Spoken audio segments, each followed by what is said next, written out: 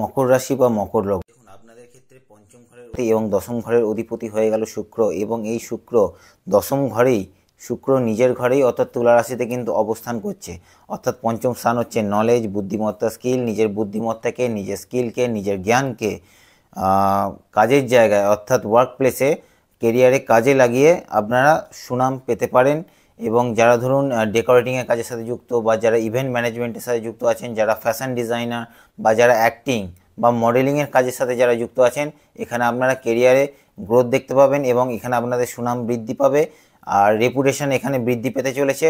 আপনাদের social status বাড়ানোর জন্য যেটা দেখা যাচ্ছে যে ব্র্যান্ডেড কোনো প্রোডাক্ট কেনা, সেটা কোনো শু হতে পারে, ব্র্যান্ডেড ফোন হতে পারে, কোনো ব্র্যান্ডেড ড্রেস হতে পারে, এখানে এটা কেনার যোগ দেখা যাচ্ছে। আর আপনাদের ক্ষেত্রে দ্বিতীয় স্থানে কিন্তু রাহু অবস্থান করছে। দ্বিতীয় স্থানে রাহু অবস্থান করছে আপনাদের কুম্ভ রাশিতে, এবং একাদশ ঘরে মঙ্গলের ঘরেতেই বৃশ্চিক রাশিতে কিন্তু মঙ্গল অবস্থান করছে। এখানে কোনো ঝুঁকি নেওয়া, কোনো পরাক্রম দেখানো, বড় কোনো রিস্ক নেওয়া, এবং যার মাধ্যমে যারা বিজনেসের সাথে যুক্ত আছেন সেখানে কিছুদিনের জন্য কিন্তু প্রফিট দেখা যাচ্ছে, লাভ দেখা যাচ্ছে। সেকেন্ড হাউসে রাহু কিন্তু আপনাদের কিন্তু কেরিয়ারে গ্রোথ দেবে এবং পয়সা ইনকামের জন্য কিন্তু এটা একটা ভালো যোগ তৈরি করেছে। তৃতীয় ঘরে অর্থাৎ তৃতীয় ঘরে মীন রাশিতে শনি অবস্থান করার জন্য আপনাদের পিতার শরীর স্বাস্থ্যের দিকে কিন্তু বিশেষ নজর রাখবেন। স্পেশালি যারা মকর লগ্নের জাতক বা জাতিকা আছেন, পিতার শরীর স্বাস্থ্যের দিকটা কিন্তু একটু নেগেটিভ দেখাচ্ছে।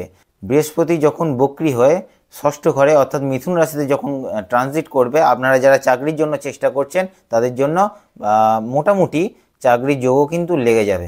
তো ওভারঅল কেরিয়ারের জন্য কিন্তু এটা একটা পজিটিভ ট্রানজিটই কিন্তু চলছে। রাশি সাপেক্ষে এবং লগ্ন সাপেক্ষে আগামী দিনগুলো আপনাদের কীরকম যেতে চলেছে এই ধরনের আপডেট পেতে এবং বাস্তু সম্পর্কিত বিভিন্ন তথ্য জানতে, এছাড়াও আরও বিশেষ টিপস পেতে আগামী দিনে, এবং নতুন বছর সংখ্যাতত্ত্বের ভিত্তিতে আপনাদের কেমন যাবে এই সমস্ত কিছু জানতে আমার এই অ্যাস্ট্রো ইউটিউব চ্যানেল অ্যাস্ট্রোজোনকে সাবস্ক্রাইব করে রাখুন এবং অ্যাস্ট্রোজোনের সাথে যুক্ত হয়ে যান।